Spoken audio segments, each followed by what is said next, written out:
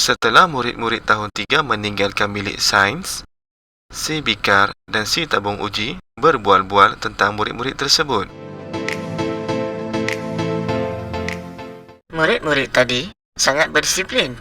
Mereka amat berhati-hati semasa menggunakan kita. Mereka juga tahu bahawa kita diperbuat daripada kaca dan mudah pecah. Kita patut berbangga kerana mereka mengamalkan peraturan bilik sains dengan bijak.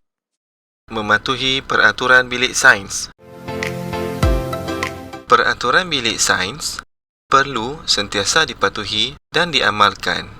Apakah peraturan bilik sains yang perlu kita patuhi? Mari kita perhatikan apakah peraturan bilik sains yang perlu dipatuhi. Peraturan yang pertama adalah membuka pintu dan tingkap sebelum memulakan aktiviti. Mengapakah kita perlu membuka pintu dan tingkap sebaik-baik sahaja memasuki bilik sains?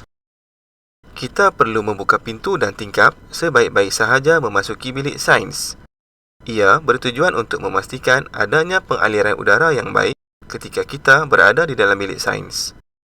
Dengan adanya pengaliran udara yang baik, ia dapat membantu murid untuk belajar dan melakukan aktiviti dengan lebih selesa. Peraturan yang kedua adalah memakai kasut yang bertutup. Memakai kasut juga merupakan peraturan sekolah. Mengapakah kita perlu sentiasa memakai kasut ketika berada di dalam bilik sains? Tujuan memakai kasut yang bertutup ketika berada di dalam bilik sains adalah bertujuan untuk memastikan keselamatan murid terjaga. Dengan memakai kasut bertutup, ia dapat mengelakkan murid daripada mengalami kecederaan. Cuba bayangkan apa yang akan berlaku kepada murid sekiranya terdapat peralatan yang terjatuh ke atas kaki sekiranya tidak memakai kasut bertutup. Berkemungkinan besar, kaki murid tersebut akan tercedera. Peraturan yang ketiga adalah mengambil peralatan sains dengan cermat dan tertib. Apakah yang akan terjadi sekiranya semua murid berebut-rebut semasa mengambil peralatan sains? Berebut-rebut semasa mengambil peralatan sains, ia mungkin akan menyebabkan peralatan tersebut jatuh dan mungkin akan rosak. Peraturan seterusnya, iaitu peraturan yang keempat adalah menjaga kelengkapan dan peralatan bilik sains. Cuba perhatikan dalam rajah ini. Apakah tindakan kamu sekiranya ternampak situasi seperti ini?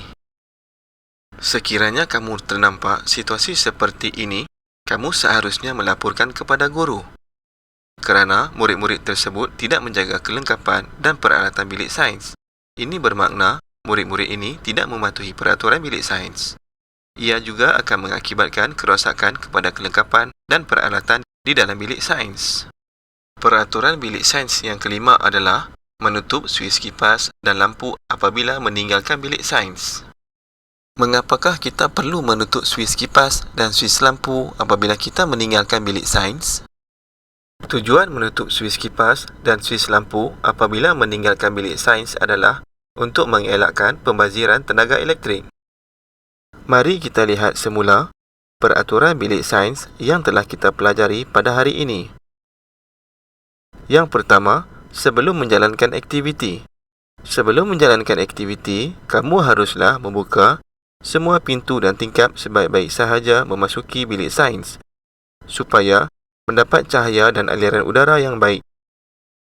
Dan memakai kasut yang bertutup ketika berada di dalam bilik sains bagi mengelakkan kecederaan. Yang kedua, semasa menjalankan aktiviti.